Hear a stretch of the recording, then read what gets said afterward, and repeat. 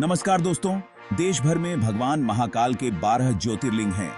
इनमें से 2 ज्योतिर्लिंग मध्य प्रदेश में विराजमान हैं, जिनमें पहला ज्योतिर्लिंग उज्जैन, दूसरा ज्योतिर्लिंग ओंकारेश्वर ममलेश्वर के रूप में मौजूद हैं। आज हम आपको ओंकारेश्वर ज्योतिर्लिंग के बारे में बताने जा रहे हैं, जहां आए दिन कोई न कोई चमत्कार होता रहता है। यहाँ विराजित भगवान शिव के ज्योतिर्लिंग के दर्शन मात्र से ही अनेक मनोकामना पूर्ण हो जाती हैं तथा भगवान शिव का अपरंपार आशीर्वाद बना रहता है। ओंकारेश्वर धाम किसी मोक्ष धाम से कम नहीं है। AUM के आकार में बने इस धाम की परिक्रमा करने से भी मोक्ष प्राप्त किया जा सकता है। नर्मदा के तट पर विराजित हैं ओंकारेश्वर। ओंकारेश्वर धाम मध्य प्रदेश की मोक्षदायिनी कही जाने वाली नर्मदा नदी के तट पर बसा है। यहाँ विराजित ज्योतिर्लिंग के दर्शन हेतु नर्मदा पर बने पुल के माध्यम से उस पार जाना पड़ता है। नर्मदा नदी के बीच मंधाता व शिवपुर नामक द्वीप पर ओंकारेश्वर पवित्र धाम बना हुआ है। बताया जाता है कि जब भगवान शिव के ज्योतिर्लिंग यहाँ विराजमान हुआ था, तब नर्मदा नदी यहाँ स्वतः ही प्रकट हुई थी। आस्था है कि भगवान शिव के पवित्र ज्योतिर्लिंग के दर्शन हेतु पहले नर्मदा में स्नान कर पवित्र डुबकी लगाना पड़ती है, जिससे भगवान शिव प्रसन्न होकर अपने भक्तों की कामना पूरी करते हैं। राजा मांधाता की तपस्या से यहाँ प्रसन्न हुए थे भगवान शिव। है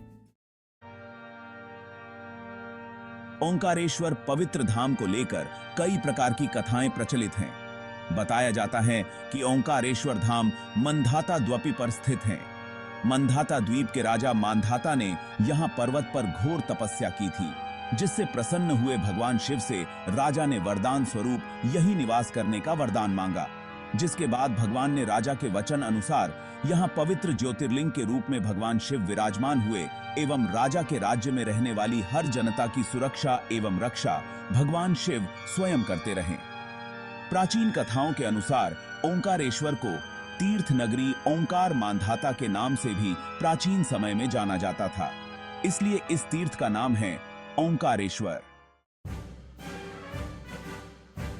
राजा मांधाता ने अपनी प्रजा के हित तथा मोक्ष के लिए तपस्या कर भगवान शिव से यही विराजमान होने का वरदान मांगा था, जिसके बाद से यहाँ पहाड़ी पर ओंकारेश्वर तीर्थ AUM के आकार में बना हुआ है।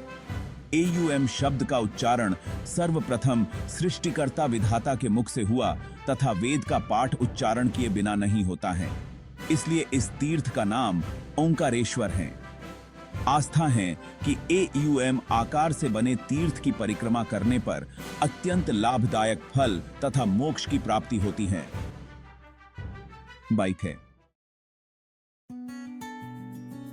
यहाँ विराजित हैं 33 करोड़ देवता नर्मदा नदी का दर्शन देता है। मनचाहा फल ओंकारेश्वर को लेकर कई मान्यता हैं, जो इस तीर्थ के प्रति एक नई आस्था को हर रोज मनुष्य में उत्पन्न करती है। कहा जाता है कि यहाँ पर 33 करोड़ देवी देवताओं का वास है तथा नर्मदा नदी मोक्षदायिनी है। 12 ज्योतिर्लिंग में ओंकारेश्वर का पवित्र ज्योतिर्लिंग भी शामिल है। शास्त्रों में मान्यता है कि जब तक तीर्थ यात्री ओंकारेश्वर के दर्शन कर यहाँ नर्मदा सहित अन्य नदी का जल नहीं चढ़ाते हैं, तब तक उनकी यात्रा पूर्ण नहीं मानी जाती है तथा यहाँ पर नर्मदा नदी में लगातार 7 दिवस तक सूर्य उदय के समय स्नान कर ज्योतिर्लिंग के दर्शन करने से रोग कष्ट दूर होकर मनचाहा फल एवं मोक्ष की प्राप्ति होती है। हिंदू वर्ष के सावन महीने में शिव की पूजा करना बहुत शुभ माना जाता है। सावन का पवित्र महीना भगवान शिव के भक्तों के लिए महत्वपूर्ण माना जाता है। ऐसे में इस महीने में भगवान शिव की पूजा बड़े ही धूमधाम से की जाती है। उनके 12 ज्योतिर्लिंगों की पूजा करने का खास महत्व रहता है, जहां पूरे विधि विधा से पूजा की जाती है। ओंकारेश्वर ज्योतिर्लिंग के बारे 10 खास बातें धर्म ग्रंथों के अनुसार। यहाँ 68 तीर्थ स्थित हैं। यहाँ 33 करोड़ देवता परिवार सहित निवास करते हैं। 12 ज्योतिर्लिंगों में ओंकारेश्वर का स्थान चौथा है। यह ज्योतिर्लिंग नर्मदा नदी के उत्तर तट पर स्थित है। इस ज्योतिर्लिंग को ममलेश्वर व अमलेश्वर भी कहते हैं। मान्यता के अनुसार यमुना में 15 दिन का स्नान तथा गंगा में 7 दिन का स्नान जो फल प्रदान करता है, उतना पुण्य फल नर्मदा के दर्शन मात्र से प्राप्त हो जाता है। जिस पर्वत पर यह ज्योतिर्लिंग स्थापित है, वहां AUM की आकृति दिखाई देती है, इसलिए इस ज्योतिर्लिंग का नाम ओंकारेश्वर है। मान्यता है कि कोई भी तीर्थयात्री देश के भले ही सारे तीर्थ कर ले, किंतु जब तक वह ओंकारेश्वर आकर किए गए तीर्थों का जल लाकर यहां नहीं चढ़ाता, उसके सारे तीर्थ अधूरे माने जाते हैं। ऐसा भी माना जाता है कि भगवान शिव प्रतिदिन तीनों लोकों में भ्रमण के पश्चात यहां आकर विश्राम करते हैं।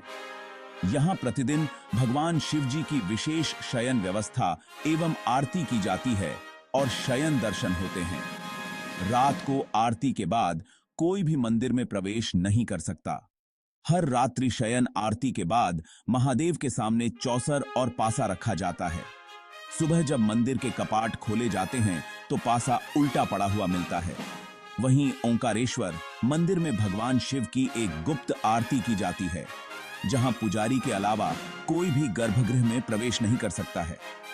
पुजारी भगवान शंकर की विशेष पूजा और अभिषेक करते हैं।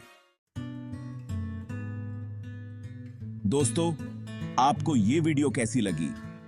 अगर अच्छी लगी हो तो लाइक करें और कमेंट करें, और ऐसी और वीडियो देखने के लिए सब्सक्राइब करें इस चैनल को।